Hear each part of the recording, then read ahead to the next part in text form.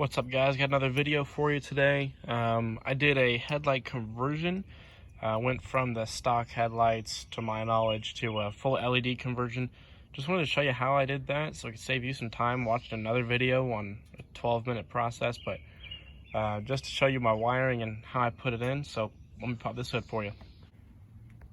Alright, don't mind this. I have not aligned any of them yet, but the left and right side are essentially exactly the same, actually.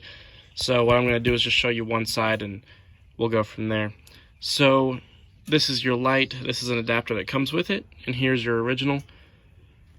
So your black is going to go with black, your red is going to go with red, and the yellow is just your accessory wire. That's going to be for your high beams.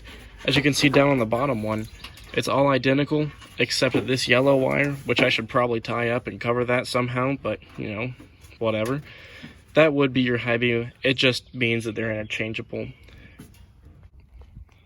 So like I was saying, they are a full LED, very bright. They actually look really good. Look a lot better than I thought. I'm gonna go right in here. Even in the daylight, you can see them shining on the back of the R. Just gonna flip those for you real quick.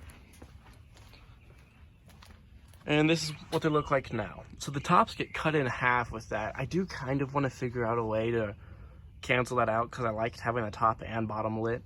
But I mean, you know, worst case scenario, it's not a huge deal. They do look really good at night. It definitely saved me. Yeah, I put them in yesterday and I ended up driving home in the rain and I could not see out of what I took out. But these definitely came out really well. I'll put a link down in the description. But let me show you what I took out and what I put in next to it. So as you can see, just a side by side, you got a big difference here. Pretty much the same size. There were a little bit of fitment issues with that trim piece I was talking about. You may have to use some longer screws. But either way, you can get it to work, and definitely worth the price. I forget how much these were, to be totally honest. I'll put that down in the description as well. Yeah, but just little things to get done to the truck. Just a few more linkages. Kickdown cable needs to be adjusted and timing totally locked in, but as of now, I got it to where it's drivable. So I'll just keep you guys updated. I want to make a quick video on the lights. If you want to see anything else, just let me know down in the comments and subscribe.